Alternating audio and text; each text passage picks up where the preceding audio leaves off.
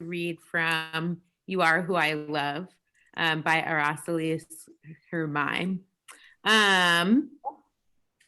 You are who I love, you who beat and did not beat the odds, you who knows that any good thing you have is the result of someone else's sacrifice, work, you who fights for reparations. You are who I love, you who stands at the courthouse with the sign that reads, no justice, no peace. You are who I love, singing Leonard Cohen to the snow, you with glitter on your face, wearing a kilt and violet lipstick. You are who I love, sighing in your sleep. You are who I love, you wanting to listen, you trying to be so still.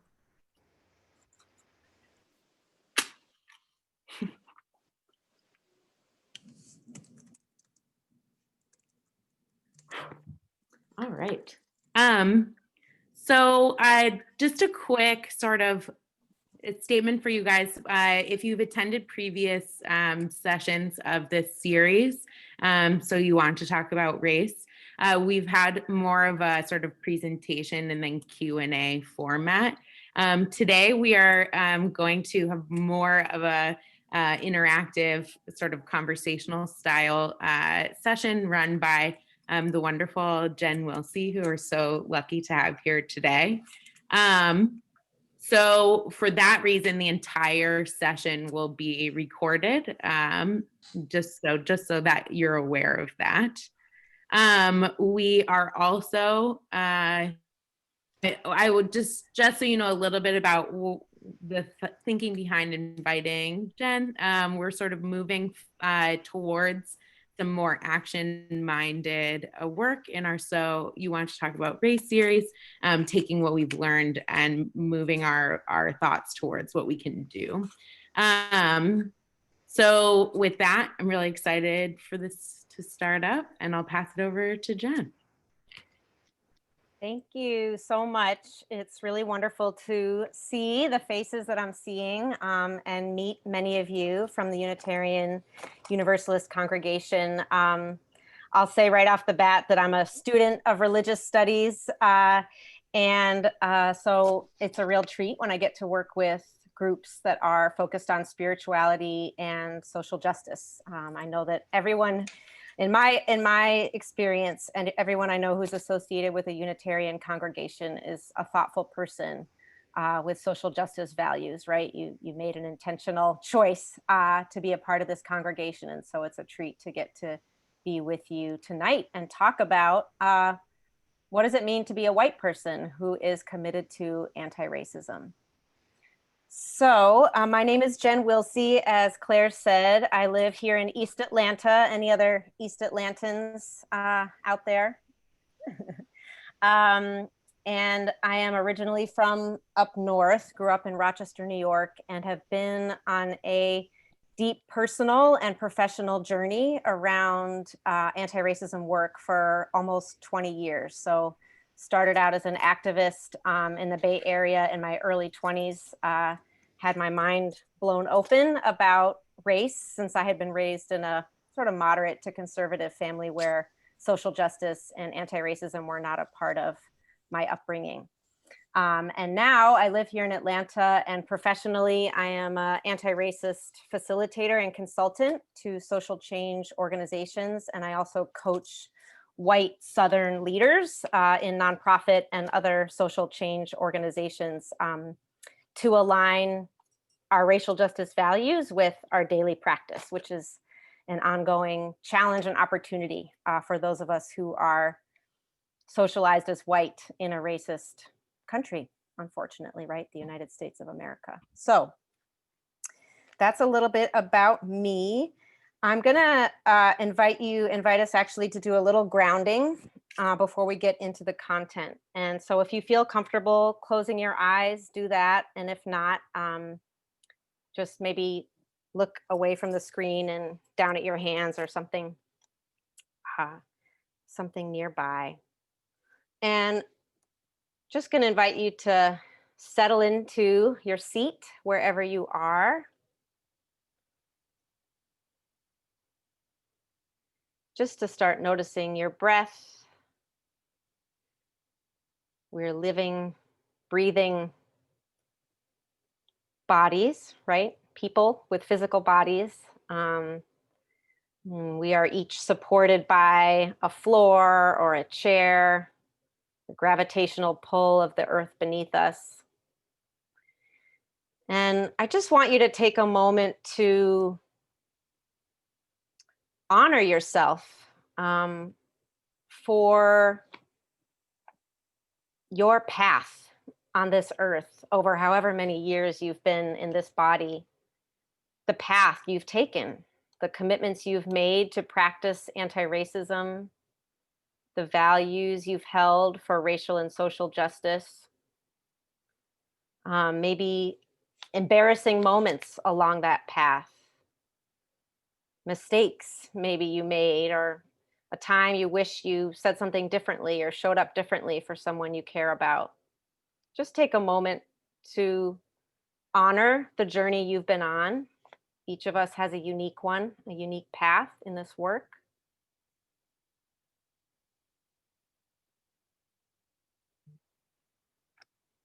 And just notice what it feels like to be present on this moment in December of 2020,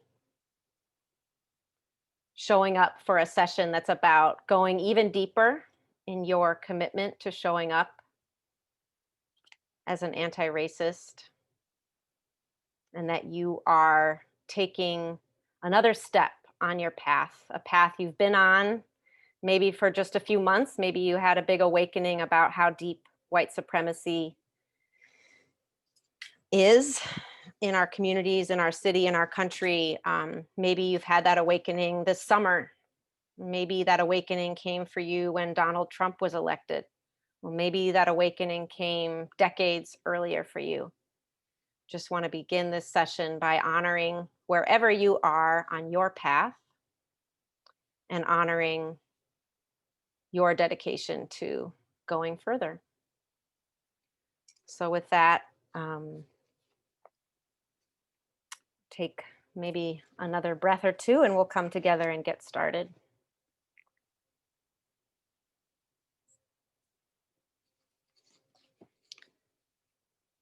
Okay.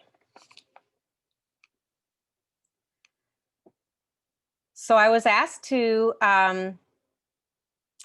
come support you all tonight in thinking about white allyship. But this is what I've titled our session together this evening. Is allyship enough? White anti-racist action in the South's Black Mecca. We could talk about white anti-racism anywhere in the country, and it has a different flavor, right, depending on where we are. So this is what we're going to be talking about tonight. I'm going to make a few invitations for how to show up together over the next 90 minutes or less. So first, I want to invite each of you to make space for other people. I think we have about 30 of us here, and hoping to hear many voices during this call. So to make space for other people and also to take space for yourself, especially if you're somebody who tends to be quieter, I would invite you to take a risk and ask a question or share a little bit more. And if you're someone who is finding yourself speaking up more than once, maybe take a pause and make some space for somebody else to step into the conversation. No question is too blank to ask. No question is too silly. No question is too weird. No question is too dumb. No question is too anything. I don't know, what else could we fill in the blank with? So this is a space where we're all learning, including me. Sometimes I get asked to do these talks and facilitate these sessions. I facilitated hundreds, maybe thousands of conversations about race across the United States over the last 15 years. And sometimes people get this impression like that I'm intimidating or that I'm judging or that I know everything that I'm talking about. And it's not true. I'm on my own path, learning new things every day. So I invite myself and all of you to release perfectionism and embrace taking risks. And then finally, to use racially explicit language, even if it feels awkward. So a lot of times, what happens in conversations about race, I'm sure, as you know, because you've been in many yourself, is that we can avoid using specific language.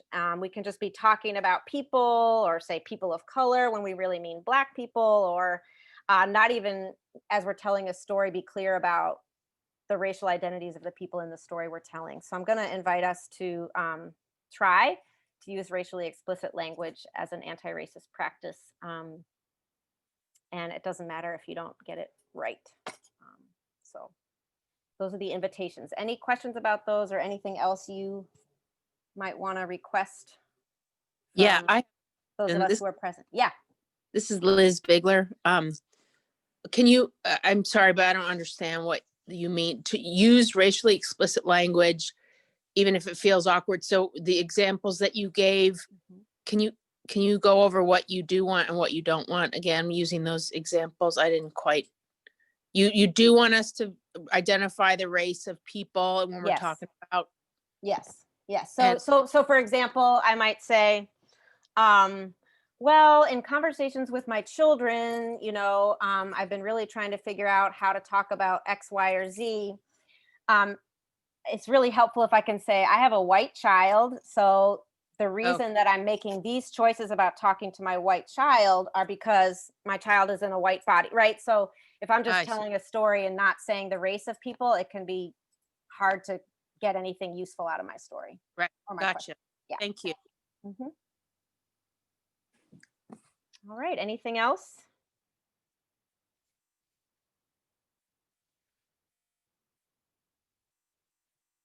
All right. So next I'm going to invite us into, you're going to have a few minutes actually to get into a random pair conversation with somebody else who's here tonight. And it's going to be brief.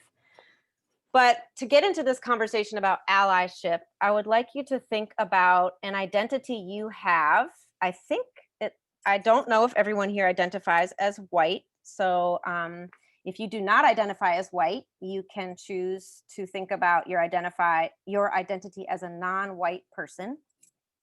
But if you do identify as white, I'd like you to think about a group membership you have in a historically excluded group. So an identity in an oppressed group identity. So it could be, I'm queer. It could be, I'm low income now, or I was raised poor or houseless as a child. It could be, I have a disability that people don't see that I have.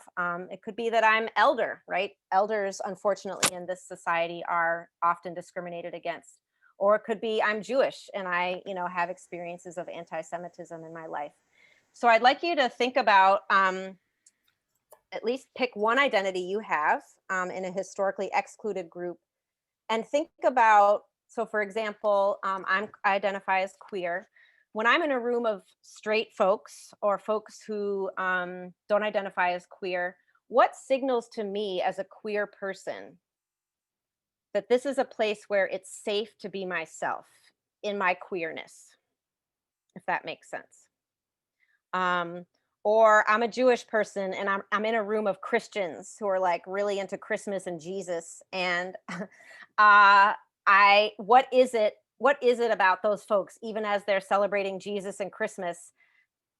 What could make that a room where I still feel safe to show up fully as my Jewish self? So does that question make sense? Any questions about that?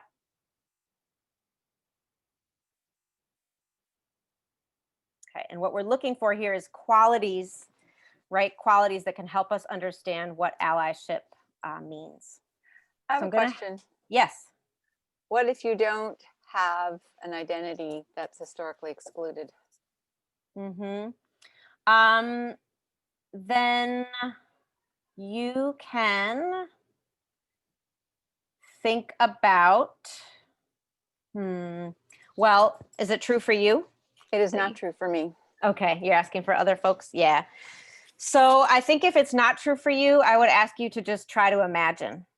For example, if I am a white heterosexual man with class privilege, able-bodied, and have never, I'm not a part of any oppressed groups, I would just encourage you, if that's true for you, to imagine.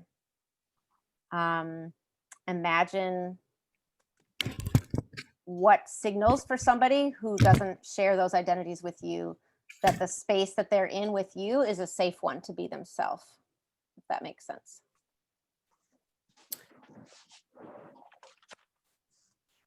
Can I make a suggestion too? Like, Yeah. this is Liz again. If you identify as a woman, there's probably times that you've been in rooms with mostly men, and maybe you could relate to feeling sort of like, uh-oh, well, you know, I'm out of my element. Or, you know, for myself, I am a small business owner. I'm a teacher, you know, like I'm kind of a right brain kind of person. And sometimes I'm in situations where it's like all these business people who are just like all facts and figures. And it's like, and I don't know if that's quite, you know, Yeah. marginalized enough, but that's the closest thing that I can come I to. think that's good. We do live in a society in which, right, like the more scientific sort of left brain types of intelligence are often valued more. So it's true. Maybe I'm an artist and I'm just, you know, used to people thinking so that could still, you could still look at it that way too when I'm in rooms of these, you know, highly educated left brain types. Yeah. That's, I think that Or- that could be useful. Or if you're really introverted, like our Yep. society kind of Yep. values like really gregarious people. So but Absolutely. okay, so that does. All of those count. Yes. Yes. Let's not be, I'm not asking anybody to be rigid with this. The point is just to imagine, like, what is it that makes a space safe? All right. So you're just going to have 5 minutes with your partner to chat about this question. So Margaret's going to send you to your breakout rooms just for 5 minutes. So in those 5 minutes, make sure there's time for both people to share a little bit, and then we'll come back together.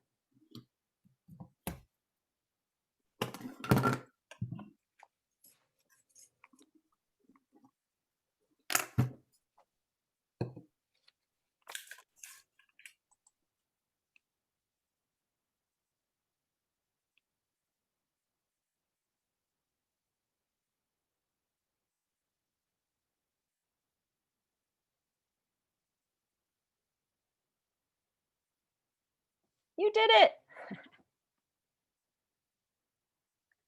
I see a couple that are, Oh. let's see, June is by herself. Let's see. Okay. Let me fix this. Oh, Tom doesn't have a partner. Okay.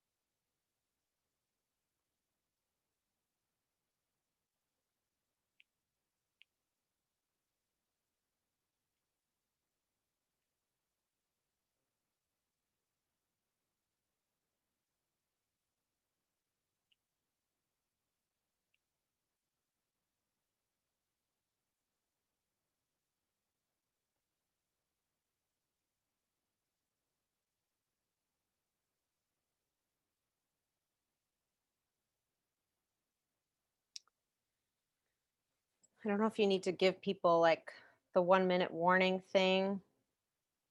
Is that?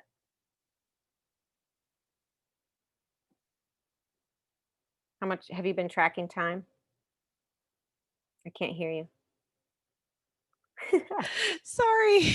Yeah, I think I gave the 1-minute warning Okay. and there's 30 seconds left. Oh, cool. Okay. Yeah. Thank you. Thank you.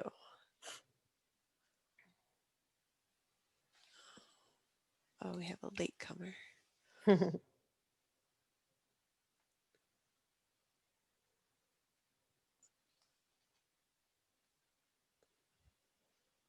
all good.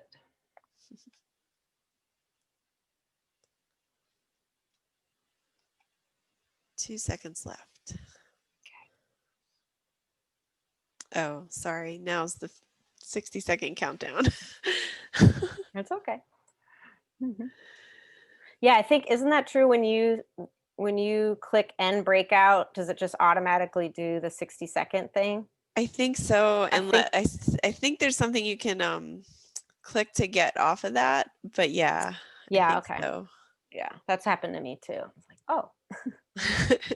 Thought it was done.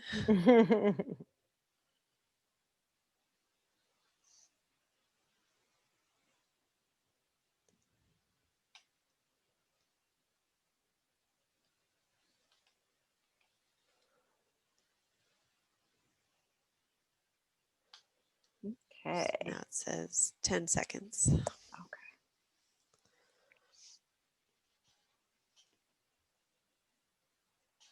Welcome back to the folks who have rejoined.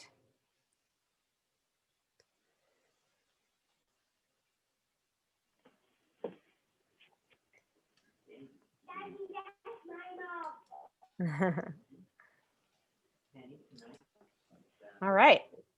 Do we have folks back, Margaret? Is folks pretty much all back? Okay. I think, yeah.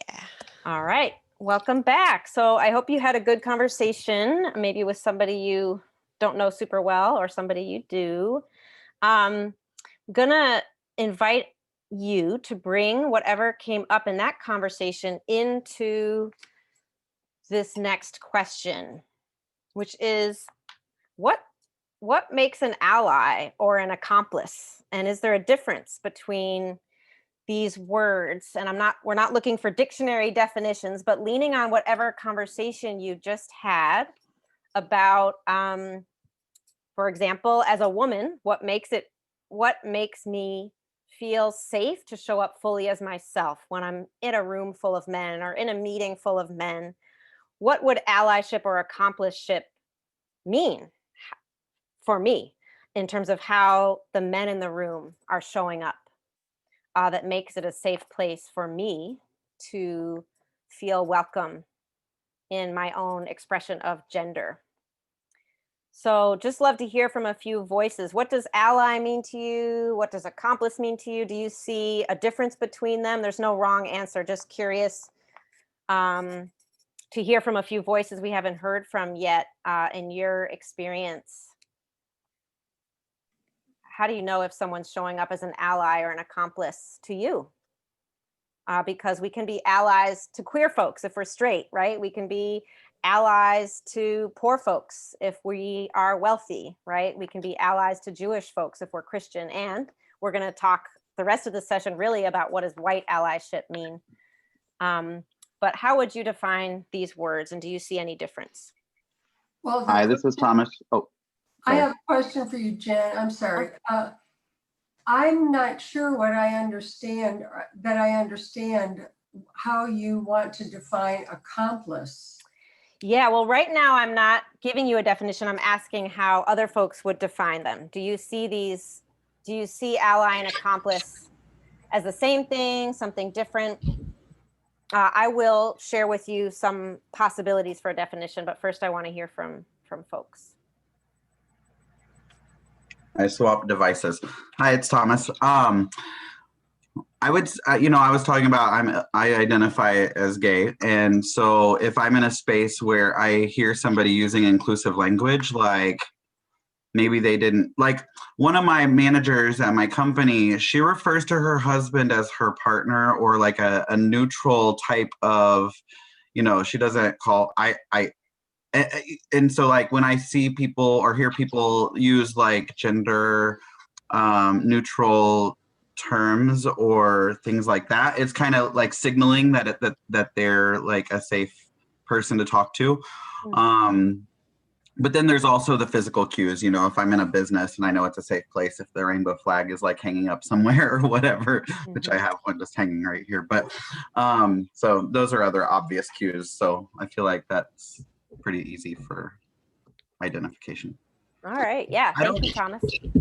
I feel like an accomplice could be, I'm a little puzzled in this word too, whoever just brought up that question. So I like the challenge. And I'm wondering, if the person I was talking to was talking about how, as part of their gender being put into a box of assumptions. And I'm wondering if an accomplice would be somebody who feels like they've actually done that to someone before, or so I don't know if that's where we're going with accomplice, like you're a person that has made someone feel like you're not an ally. But those are my thoughts. I don't really know. May I? Yes, please. Who's that? To me, accomplice somebody who aids and abets a crime. So an accomplice and an ally are totally opposite. It's just that simple. I mean, an accomplice somebody. If you hear a racist joke and you don't say something about it, then you're an accomplice.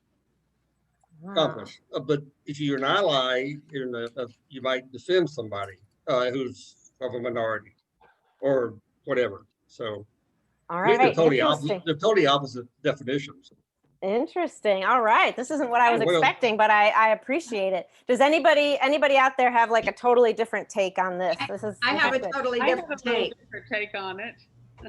I can't see everybody, so I'm not sure who's. I know there's a few people trying to speak, but June. I see ally as someone who supports whatever work is being undertaken. An accomplice is someone who is actually doing the work with whatever the group is. Okay. There's a difference in level in the way that I read those two words. Taking action. One implies implies more action than ally. And I had a little take on the accomplice was not the leader. An accomplice is someone who is working with someone on it, but not the leader of it. All right. Great. Thank you all. That was fabulous. So we heard a couple of folks who were seeing accomplice as like the opposite of what we're looking for, and some folks who were seeing accomplice as like a deeper or more committed version of an ally, right? So accomplice, I do think there's a dictionary definition that like one of you said, it's like an accomplice to a crime, right? And it's interesting because that can block us in some ways, but I also think it's helpful because we do live in a white supremacist, racist society. So sometimes standing up for anti-racism, it means taking risks, right? And it actually can mean doing things that are illegal. We have plenty of unjust laws. So that's the way I was taking this. And this is actually a very live conversation in the field of anti-racism right now, because we've used the word ally. Ally is like a familiar word to people, and people have used it a lot. And we all kind of know like ally is a good thing. And some people are saying ally can be sort of empty. It can be sort of like, all right, what's an ally? Like an ally just means, sure, I believe in racial justice, but I could be showing up, not really putting myself out there or not really taking risks. So this is just one way that a couple of folks have talked about the potential difference. Dr. Kimberly Hardin and Ty Hardin Moore. You can look up an article they wrote by this title. And so the way they talk about it is that an ally is someone who supports those in which they have a common interest, which is similar to what one of you said a moment ago. So I'm a heterosexual person. I support the issue of gay marriage, right? Okay. To be an accomplice, one must be willing to do more than listen. They must be willing to stand with those who are being attacked, excluded, or otherwise mistreated, even if that means suffering personal or professional backlash. Being an accomplice means being willing to act with and for oppressed peoples and accepting the potential fallout from doing so. So there's this element of risk taking, putting myself on the line. And when we're talking about white folks being allies or accomplices to Black folks, to Indigenous folks, to people of color, I think this can be an important distinction. Another way that a friend and colleague of mine, Rachel Reichenbach, talks about it is, what's the motivation for you as a white person to show up as an ally or accomplice to Black, Indigenous, and people of color? What's your underlying motivation? And some folks are saying that maybe to be an ally, the motivation is a little bit more like, I want to be seen as an ally, right? I don't want to be seen as a racist for sure, but I want to be seen as an ally. So it's a little bit more about how I want to be perceived by others potentially. Whereas accomplice is really about knowing that I will never do this perfectly as a white person. I can never show up in perfect support for Black or Indigenous or people of color. I'm gonna slip up. I'm gonna say something that's actually racist. And it's less for me about how I'm perceived by people of color, but more about me having a deep personal investment in collective liberation. It's funny. I see these definitions kind of in reverse. I see ally is more active and accomplice is a little more passive. Anyway, I identify more with ally than accomplice. Okay. Yeah. Thank you. And that's fine. These are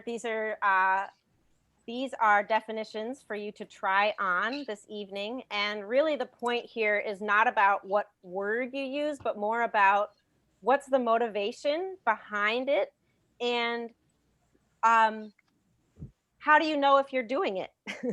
How do you know if you're doing it, right? And what are the day-to-day behaviors that are aligned with my anti-racist values? So we can be an ally or an accomplice in any of these places, right? In our congregation, at our job, with our money, in white communities, with our children, with our art, with our vote.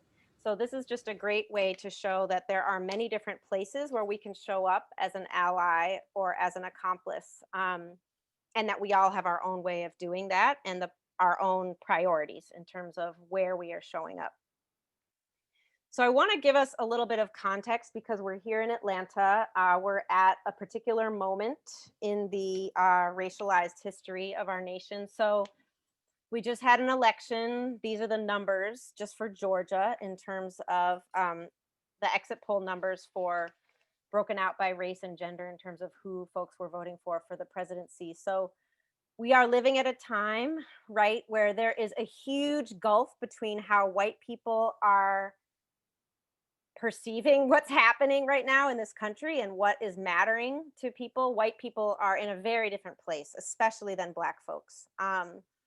So we see these really stark numbers of like the 60s and 70% of white, men and women voting for Donald Trump in Georgia versus 83 and 92% of Black men and women in Georgia voting for Biden. It's like white folks and Black folks, we could not be seeing where we are in this moment in a more different way, right? So, and as Eric Ward reminds us with this quote on the left, we are actually in a moment of a rising white nationalist movement. So not only is white allyship or accompliceship something that's nice to do, this is actually a very dangerous and very high stakes moment to show up as a white accomplice is the term I prefer to use, but use the term that works for you. To Black folks, Indigenous folks, and people of color. Like there is a rising movement of white folks who are being very strategic about trying to make this a country, a white ethno state, essentially. And that is what they are all about. So one more thing I want to say about this moment is that, I work a lot with progressive organizations, and I know that here in Atlanta, and I'm sure as a Unitarian Universalist congregation, like you know, liberal progressive folks, we sometimes can think it can be easy for us to fall into the trap of thinking that Black folks, Indigenous folks, and people of color are being supported more than they actually are. So I wanted to show these numbers to show on the right, you see this graph. Also, again, you'll see a huge difference between how many white folks in the United States are supportive of the movement for Black lives and how many Black folks are supportive.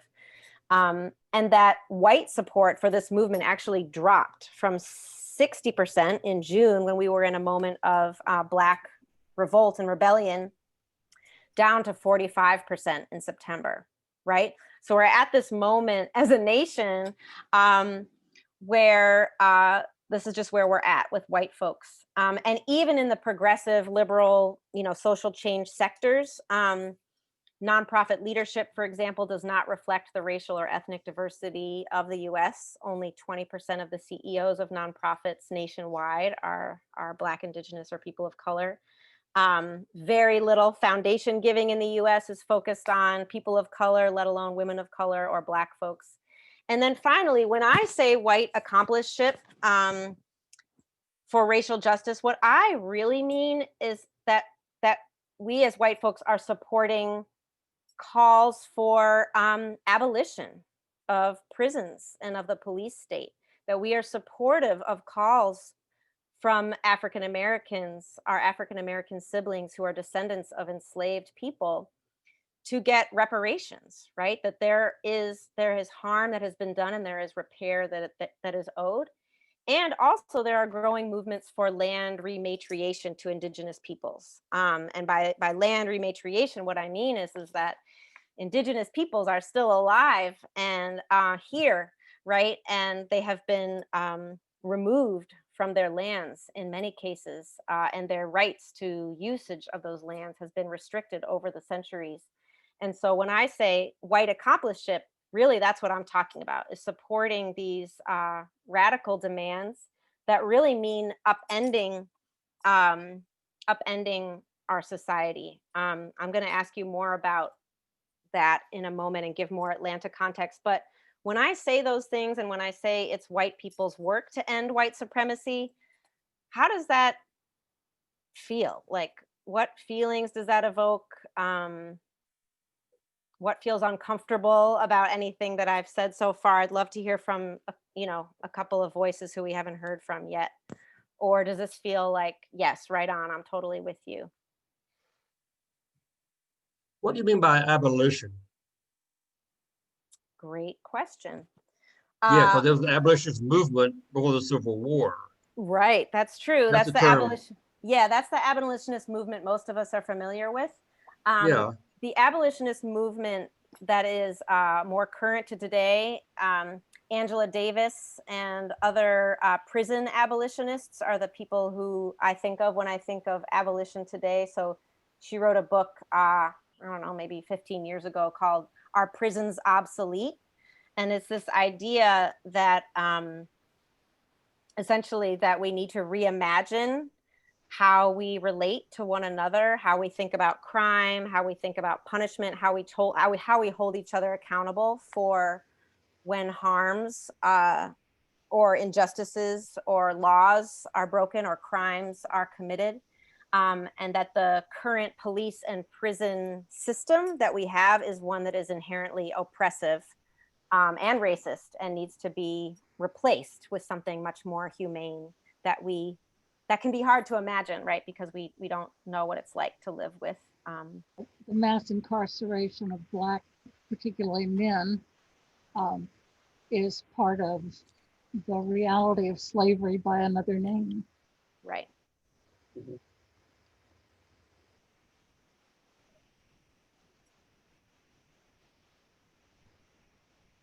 Sometimes when I say this, it's white people's work to end white supremacy, folks are shocked. I'm just wondering how that's landing with you. Maybe you've seen it before or heard it before, or maybe it's new, I don't know. I mean, I would just say that I agree with the statement, because I feel like historically, you know, we created the systemic racism that is in place, and it's just snowballed into this huge, like, this huge problem, obviously, that blew up this year, but has been blowing up for a while. And I mean, you know, people have peacefully protested and nothing really changes. And I feel like they've made their voices heard for such a long time that we need to do something different. And it's really our job to make that shift in today's culture, like, and it's time, like, now's the time that this could happen. Like, I don't see why we need to wait anymore. It should have already happened. Yeah. I feel like if it were anyone's job but ours, it would have been done by now. I suppose we did this somewhat when we stood alongside North Druid Hills with Black Lives Matter signs. I don't know enough about the situation to comment on that, but yeah. Anybody else want to say more? I used to think that I used to, and I still do think that it's white people. But I also, during the summer, have seen the impact of it being everybody's job, and the things that when everybody, you know, got out and protested and marched and like that, the white and people of every color, all skin tones. I mean, there were some changes made, and I do feel like we made a difference. And I decided it's not just white people, it's everybody's willingness to stand up and take risk and take good risk. And so I feel like white people have a big part in it, but I feel like we all need to stand up to change our society. So, hi, this is Alfred. I came in late. As far as the statement, it is white people's work to end white supremacy. I agree. I don't feel uncomfortable with it at all. Now, I think some white people, or a lot of white people, get defensive because they think implicit in this is some sort of responsibility for slavery or Jim Crow or things that we weren't around for.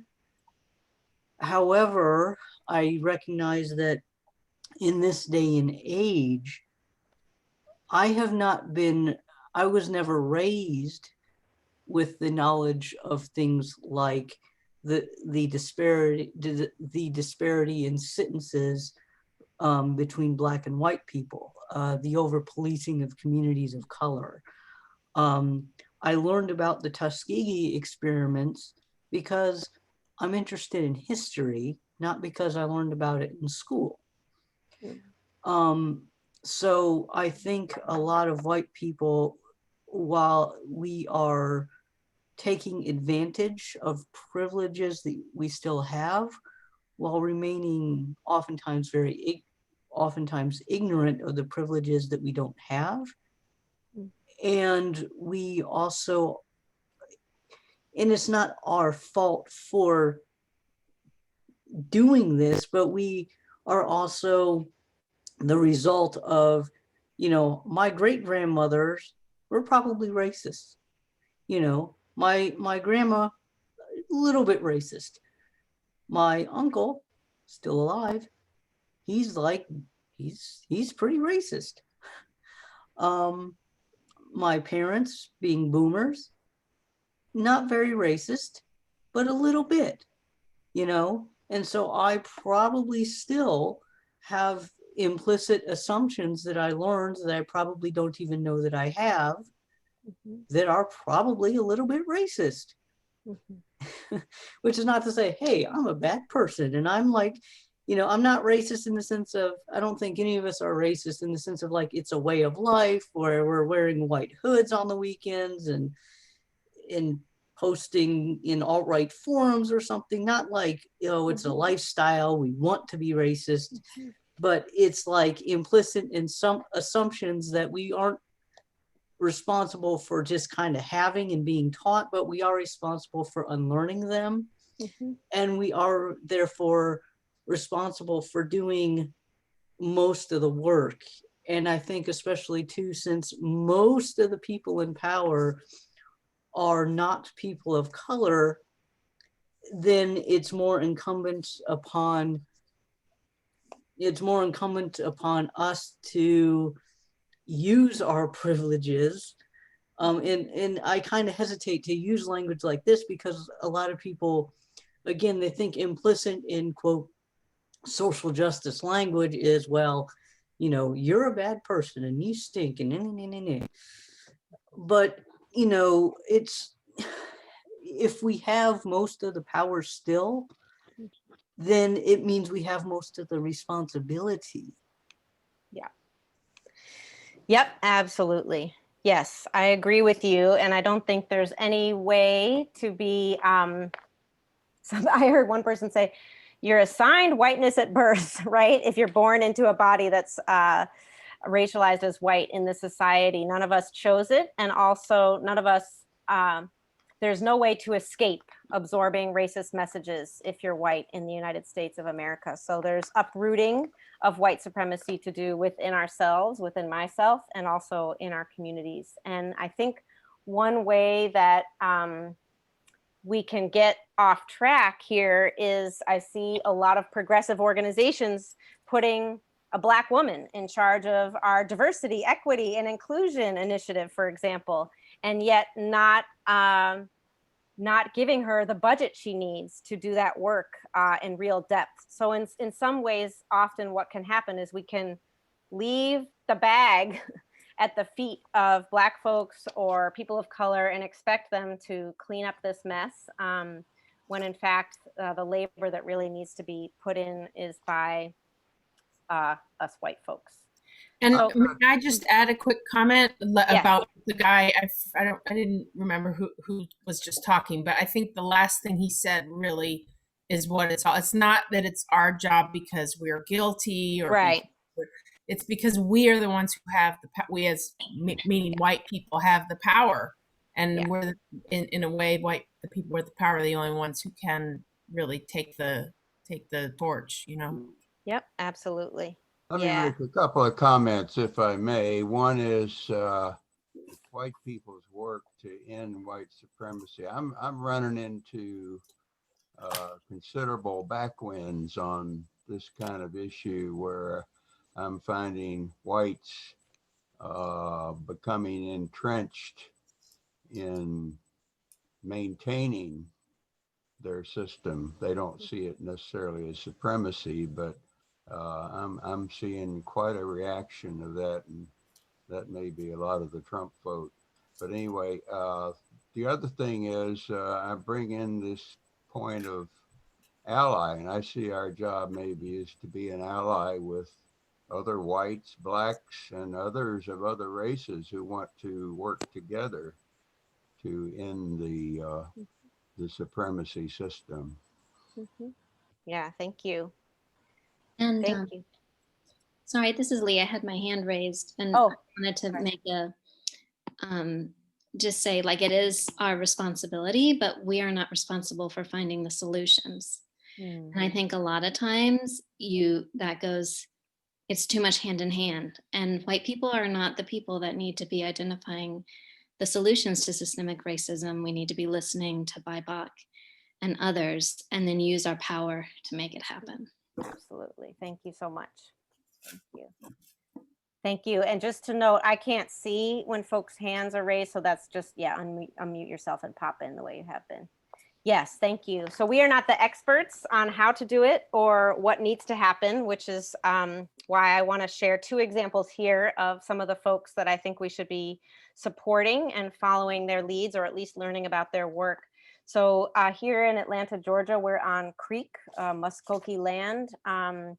The indigenous people of these lands were forced via the Trail of Tears and the Indian Removal Act in 1830, west to Oklahoma and south to Florida. And you can see on the map on the left, the land that was stolen from the indigenous people and instead given to white settlers and also to white enslavers. But there is this really incredible, beautiful effort being led by some Muskogee people now. They have bought 500 acres of land in Alabama and called themselves, let's see if I can say the name. Oops, not that slide. Called their community Egan Ye Folija, which means returning to the earth, returning to our homelands. And this is a Muskogee collective who is, they have 500 acres in Alabama. These are reclaiming ancestral lands, reclaiming ancestral practices and the language of the Muskogee people, which was in danger of being lost. So this is an article you can look up to learn more about their work. And then I also want to just mention, because we are in what is known as the South's Black Mecca, we live in a city that many Black folks come to actually experience what we talked about at the beginning of this call. What does it mean when Black folks have been coming to Atlanta for decades to experience a place where they can really be free in their Blackness and be with many, many other kinds of Black folks and be in a place where there is Black leadership and where Black culture is appreciated and thriving. And so on the right, you see this article that was from 1971 in Ebony magazine calling Atlanta the Black Mecca of the South. And then on the left, there's a quote that I took from the Black Mecca Project's website, which is a group here in Atlanta. I was involved in helping to found as a white accomplice to several Black women and gender oppressed Black folks who basically wanted to complicate the question that Atlanta is supposed to be this beautiful place for Black people, and yet it's still not a place where all Black people can thrive for many reasons. And so this quote from the book Chocolate Cities: "If by Black Mecca we mean a place to which Black people will always feel the cultural and sometimes political security of large populations and concentrations of other Black people, then Atlanta will endure as a Black Mecca.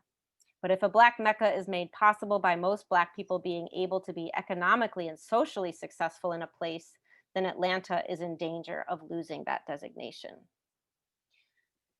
So, you know, a Black Mecca is not just a place where lots of Black people are. A Black Mecca is a place where Black people can truly thrive. And we know that that's not the truth in Atlanta right now. Like Black trans folks, Black queer folks face all kinds of obstacles. And we have a huge economic mobility problem here in Atlanta, right? So as we think about our white accompliceship in the city of Atlanta, for me, this is a big part of it, is thinking about what am I doing? How am I showing up to support the thriving of Black Atlanta and this city being a place where Black people can thrive.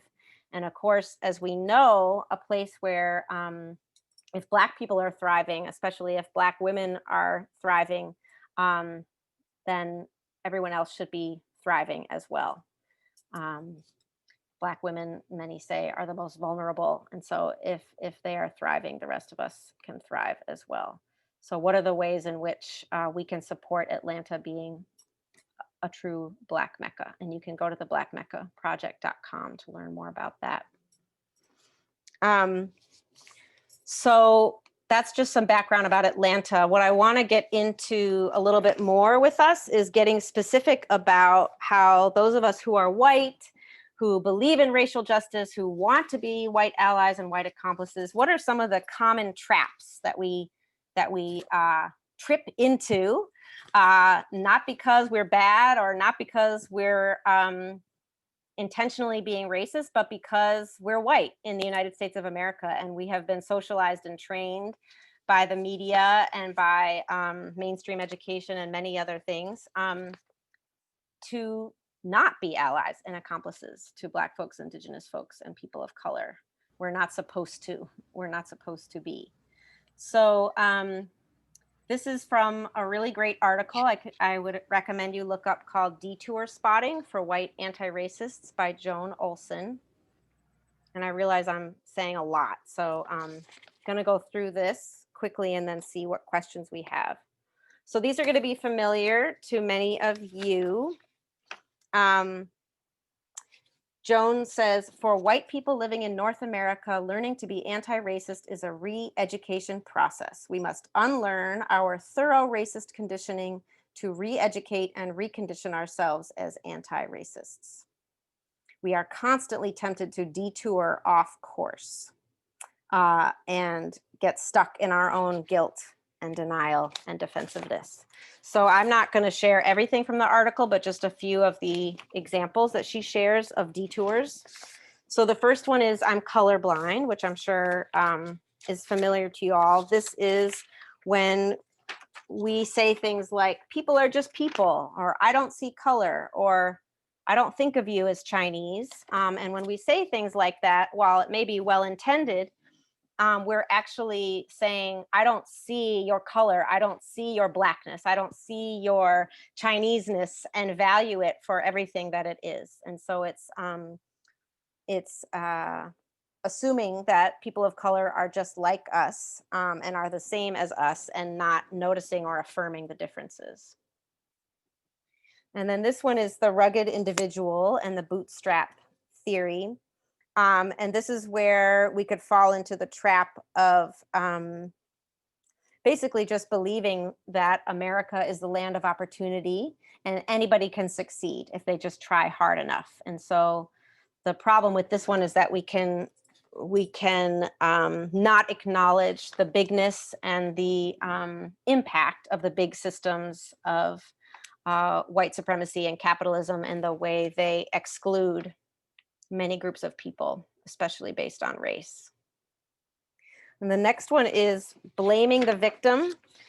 So this is when we say things like, we advertise for this job everywhere, but no Black folks applied, right? So it's like all the blame is falling on, why didn't Black folks apply for this job, rather than, wait a minute, why didn't, maybe I don't know actually how to advertise a job in ways that would attract Black folks. Innocence by association. This is the one where I'm not racist because I have biracial children, or I'm not racist because I was involved in the civil rights movement. And so this is a way to avoid acknowledging the seriousness and insidiousness of racism. And also it erases the fact that white folks, we have responsibility to undo racism no matter what our proximity or intimacy is with Black folks or Indigenous folks or people of color. And then this one might be familiar to you. It's true in basically every organization I work with. I don't know where Lake Wobegon is, or why she's referring to it, but it's basically the idea that we can't possibly have racism here. Not in this congregation, not in this organization, not in this house. No, we can't possibly have it here. And it's just not true, right? It's going to be there in some nooks and crannies that you haven't explored yet. And that's okay. Again, it doesn't make you bad or evil. It just makes you American. It just makes you, unfortunately, just like everybody else. And then the white knight or the missionary. This is like, I don't remember the person's name who mentioned before, like it is white people's work to end white supremacy, but we're not the ones who know the solutions.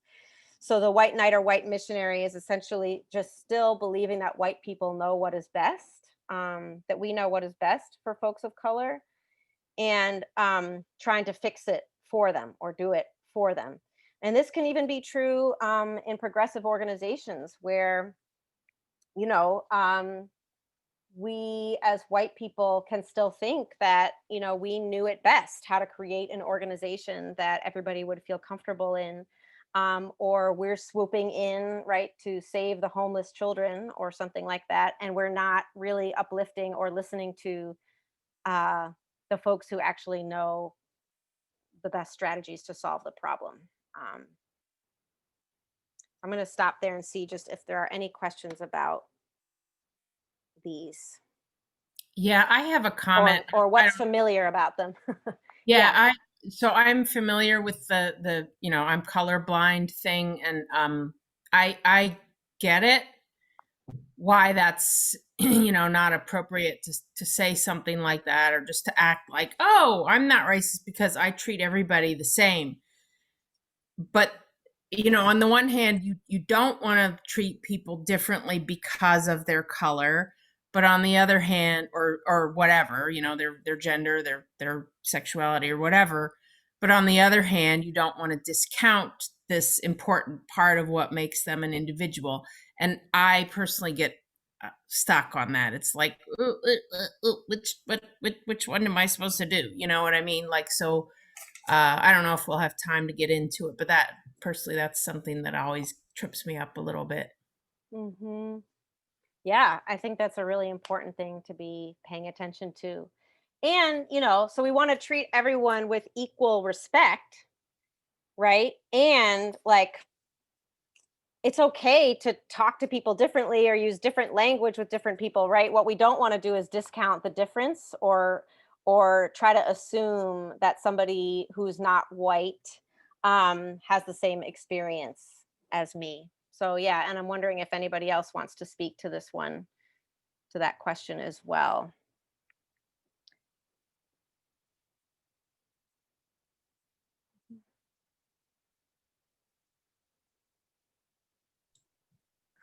Okay, I do have a question as far as the I'm colorblind one. I remember last year at work, I was with two of my coworkers, both Black, and one of them was telling the other one, like, you gotta, like, you gotta work harder and you gotta not be lazy, because you're dark skinned and I'm dark skinned too. So what you do reflects on me. And then later on, she was telling me, you know, hey, I'm upset with this guy because not only is he just not doing his work, but his behavior reflects on me because I'm dark skinned and he's dark skinned. And, you know, and I said, look, I judge you for you, not for, you know, I don't judge you based on what other individuals do or don't do. And, you know, I can only speak for myself, but, you know, I judge you for your actions. I judge you for who you are. And I don't know, and I meant what I said, but I don't know, did I just do a I'm colorblind, or did I say the right thing? Well, first of all, there's never like a right thing exactly, but what I'm hearing and what you're saying is that you were doing something affirming, which is affirming the individuality of that person and not lumping all Black people together, right? So I'm hearing that you are affirming that you're two different people, and just because you're both Black, I don't, you know, see the way one person acts as a reflection on the other, which is a way that we're taught to believe in this racist society. I think where it could get dangerous is if you minimized or didn't acknowledge the way in which Black folks in white institutions, this is a real thing that your colleague was talking about, is that other Black folks in white institutions do get dinged or do get lumped together. And so I guess that's how I would respond to that, is to how to both affirm that you see people as individuals and not as one Black monolith, right, which is what you did, and also to acknowledge that a Black experience inside a white institution is going to be different, and Black folks inside a white institution are going to experience racism. And so those are the important pieces that stand out to me in what you shared. Yeah. Oh, yeah. I appreciate that. And yeah, I mean, it was interesting because it was kind of shocking to me because it never occurred to me. Mind you, this was a place where, you know, all three managers were Black until we got a new manager and he was Filipino. So, and, you know, it was just a really diverse workforce. So it kind of would not occur even to me that she or anyone else would think, oh, we're all going to get judged and we all need to be on our very best because the judgment's going to, fall on all of us. And and that gets back into, just my ignorance, just as a white person, oh gosh, yeah, I guess there are white people that just are going to judge all Black people based on one dude who doesn't feel like doing his work that day. Absolutely. Right. And that's, as white folks, it's a common experience that we don't know what that feels like. I don't know what that feels like because my actions do not reflect, nobody's going to draw conclusions from my actions that reflect on all white people or on all the other white people who I work with. It's just one of the ways that racism works. And you can have anti-Blackness thrives, unfortunately, everywhere, even in rooms that are, have a lot of Black folks and people of color. Anti-Blackness can thrive. It's something that we all have worked to uproot no matter what race we are. The I'm colorblind is so pervasive. I don't mean just that particular one, but that you can just think of so many. And as I've been taking these courses, I've been learning of things I had never thought of. It's things that just part of our language has implicit bias in it, and you don't even realize it until later on, or somebody points it out. Do you realize you just said something? And it's just because our whole English language, and I don't think just in the US, but I think in other English speaking countries and probably other languages as well, has built in just common phrases and things that you don't know the history of, and you might have used it because it was just a turn of phrase you learned as a kid. Mm-hmm. And it's just, there's like a lot of minds out there, and it's just an ongoing learning experience. And I guess you just have to be sensitive and just try to realize it, and then not take offense when someone says, well, you said just hurt me. A lot of times they won't tell you that. And the question then is, when you do realize it, do you go apologize and put them on a spot by apologizing? But it's just our whole language has all the minds in it that we don't even realize sometimes. Yeah. Thank you. So I'm actually gonna, okay. There's too many of these, right? Oh my gosh, how can there be so many? So just a couple more I want to mention. Actually, you know what? I think in the interest of time, I'm not going to go over all the rest of these. I'm going to encourage you to Google this article, or I can also send it so that Claire can get it to you, because it will give you examples for all of these. And I think you'll get more out of it by taking the time to go through each one than me introducing some more right now. The point here, though, is, again, just to know that these are common detours. And if you know they're detours, then you can more easily spot them if you're falling into one of them, and also spot them if other white folks are falling into them, and you can build accountability relationships between yourselves as white folks to catch each other and help each other in your anti-racist practice. So I want to bring this to the congregation and have a few minutes to talk about your own congregation, because I know that you are committed to anti-racism and racial justice as a congregation. And I'm sure that some of the behaviors we just talked about show up, right? And this is some advice I gave to white folks back in the summer when white folks were saying, what do I do? Racism is worse than I thought it was, but I don't know what to do. And the advice I gave is that for me, as a person who's not Black, I constantly underestimate how pervasive anti-Black racism is, and also the impact on Black folks that Black folks are facing daily. And so one of the things that I find that we white folks can fall into is that the Black folks that we work with and live with and love are giving us information all the time about what they need from us, what they want from us, and it can be hard to hear those messages. And it can be, we can sometimes get like just dismiss them, or it's like it goes in one ear and right out the other.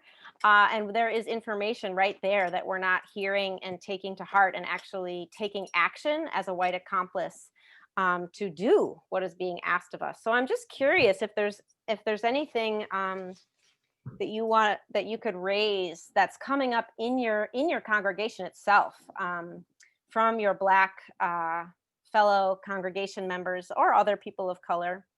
Like, what are the pain points that folks are have named that you as white folks want to do something about and want to make sure that you are taking seriously and considering in your white allyship or accomplishship? Jen, do you have an example of what you're talking about? Things that they're giving, Black people are giving white people information all the time, but it goes in one ear and out the other. Like, I don't quite understand what. I can give an example in our congregation, Jen, if that's helpful. Yeah, great. So one of the things that has come up for me in conversations with Black people in our congregation is that often they will state their needs, like something that they need, and this is the reason why they need it. And what happens is that the white person that they're in conversation with, that's not their experience, and they prioritize their own experience, comfort sometimes, the white comfort, over the person of color's experience. And so it kind of delegitimizes what they're saying their experiences is and what is needed. Does that make sense? What's the example? I mean, without revealing confidence. Or any example. What would be an example of what you're talking about? So an example could be that, for instance, a Black person is saying, I want you to use this particular term because this is my experience, and it means something to me that you use this term, and this is why. And then the white person is like, well, I don't like that term. Right. So I don't want to use that term. Okay. Thank you. Thank you. That's one. Laura Beth, I didn't mean to put you on the spot there. Sorry. No. I mean, I raised my hand, and so I was trying not to be specific, but yeah, that is something that I have witnessed, firsthand. So I can. Thank you.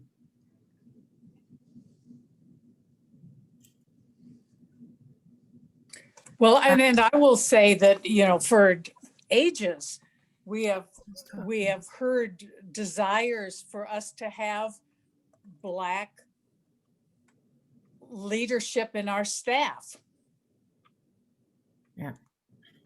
Right. And, so like in Atlanta, Georgia, that the idea that we can't attract Black ministers, Black musicians, Black music, directors, Black, that we have just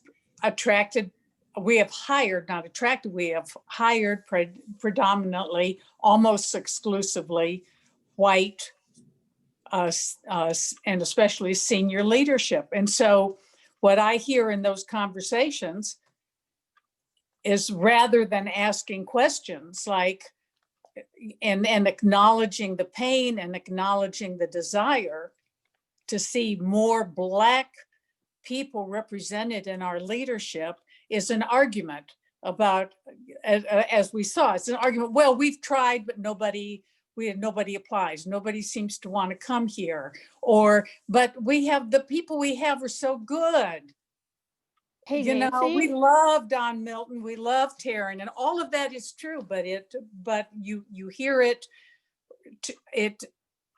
delegitimizes the pain that someone is sharing, that they never see someone that looks like, that comes from their experience in leadership. So to me, it's that kind of a thing. we went through this. This is Jen. I'm also a board member. We did pass a bylaw last year.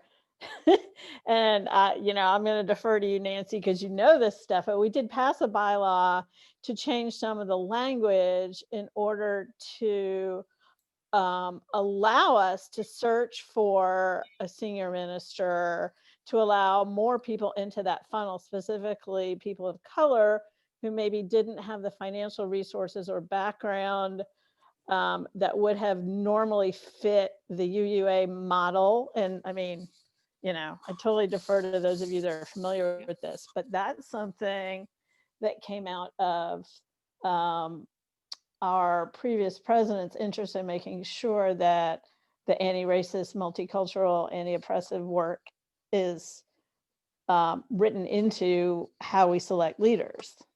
And I appreciate that. What I'm saying is that our response with how much we've done is sometimes not the most helpful.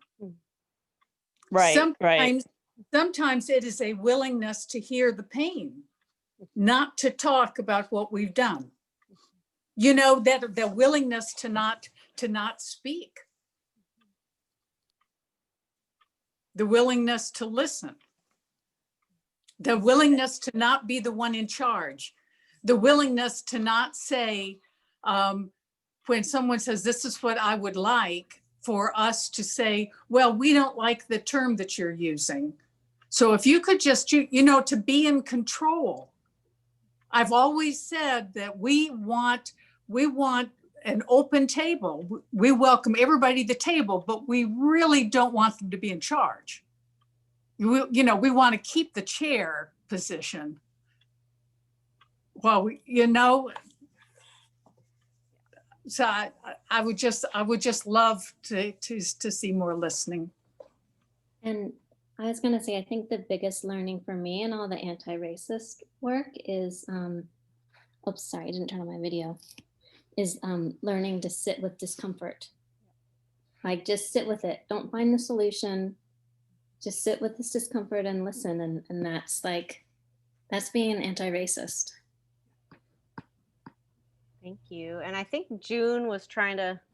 Yeah, the thing that came to mind when you said that is what I heard Christian say, who was our president. He's a immediate past president, who is Black, shared that he has had experience at UUCA of having a friend come to the service, or having someone that was a neighbor or somebody else who was Black. And the assumption immediately is that this is a member of Christian's family. And making that kind of assumption is totally racist. I mean, if some with me that I had brought to church, somebody wouldn't assume that it was a member of my family necessarily. You would say, well, who is this person? But they wouldn't immediately think it was my sister or my daughter. Christian also used to say that he always dressed up and wore a jacket on Sundays because there have been times when he was mistaken for a member of the custodial staff. Right. Yeah. So obviously this is what we're doing right now, is practicing one element of white accompliceship, which is taking the time to, as white folks, do the labor of remembering what have we heard, what pains have occurred in our beloved multiracial congregation, and let us figure out as white individuals, what can we do to both acknowledge the seriousness of any of these pain points, and also to make sure they don't happen again, right? So again, it's putting this kind of, putting that labor on us, because a lot of what can happen is we can say, well, it's like, well, racism isn't really a problem here, or so what we're doing right now is we're remembering and we're cataloging what we have already heard, the labor that our Black colleagues or congregants or other people of color have already done to let us know what's not working. And instead of asking them to repeat that or going back again and asking again, we have information that we've already received as a gift. So let us do the work of hearing that together and sitting with it and asking, why did that happen? Why did we let that happen? And answering, working with each other as white people through the discomfort or the questions that might seem silly, so that we can help each other take shared responsibility for uprooting the racism that we none of us intend, right, to be here in our community as people who value racial justice. So this is just a little taste of that, but I wanted you to get a sense of what that experience can be like as white people and how that is crucial to how I would define white accompliceship based on the work that I've done and the relationships that I have with Black people and Indigenous people and people of color who said, I'm not taking any more of my time explaining to you what it's like. Like, you all figure it out. Right? And not to say that there aren't any Black people or people of color who wouldn't want to share their story and wouldn't want us to hear it, but just that there's plenty that we've already heard that we can work with. That makes sense. So we're getting really close to the end of our time. So I want to close with a little tip sheet that I created for you all of how to practice anti-racist accompliceship. I'm just going to share this with you. And we will close our time together. If I can find it again. Okay. Share my screen.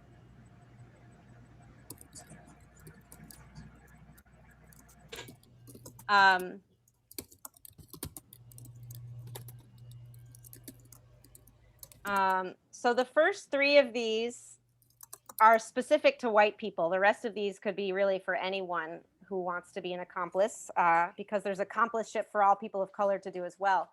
But just especially for white people, first assume that your whiteness is affecting all of your interactions with people of all races, whether you like it or not. I can't get rid of my whiteness. It's always there. It's always a part of what's happening between me and other people. Build your stamina for conversations about race. Let other white folks know how you would like to be called in. So again, it's like, I know I'm going to mess up. What other white folks here on this screen do I trust enough to say, hey, if I say a phrase that's really offensive or I do something that's off, would you please tell me? I don't want to ask a person of color to do that because that's more labor that's unfair to them. I want to ask you, my white friend, to pay attention and help me out. So leaning on other white people rather than Black folks, Indigenous folks, or people of color when you don't know what to do. And then the rest of these also apply to white people, but not only white people. I'm just going to put them all up here and read them. So listen to, learn from, and believe Black people, Indigenous people, and people of color when they talk about their experiences and what it's like to be a Black person or an Indigenous person or a person of color in Atlanta or in the United States or wherever. Get involved with one of the many BIPOC-led racial justice groups in Atlanta. I also have a list of Black-led and people of color-led racial justice organizations here in Atlanta. I can share it with you. Get involved with 1, 2, 3, as many of them as you can. Shift power and resources to Black folks, Indigenous folks, and people of color, especially Black women and gender oppressed people working for Black liberation here in Atlanta, as white folks are still hoarding control, right, of many of the financial resources and positional power in our institutions here in Atlanta. And that's really what we're talking about as white accomplices, is moving more of that power and moving dollars and other resources to the folks who are the experts on the solutions for what it means to them to be free. Catch yourself when you're assuming what you know what BIPOC folks want or need. Build the skill of noticing where whiteness is being normalized, catered to, prioritized over and above Blackness and other non-dominant groups and cultures. Speak up about it without trying to get it right. Battle white supremacist policies, behaviors, and beliefs, but don't battle other white people. White people are not the problem, it's the beliefs, it's the policies that are the problem. So let's shift those and love each other while we're doing it. Commit to anti-racist allyship as a lifelong praxis. Take risks, return to the work, even when you get derailed or discouraged. Act with humility and courage. Invest in your own healing, face your unhealed trauma and that of your ancestors.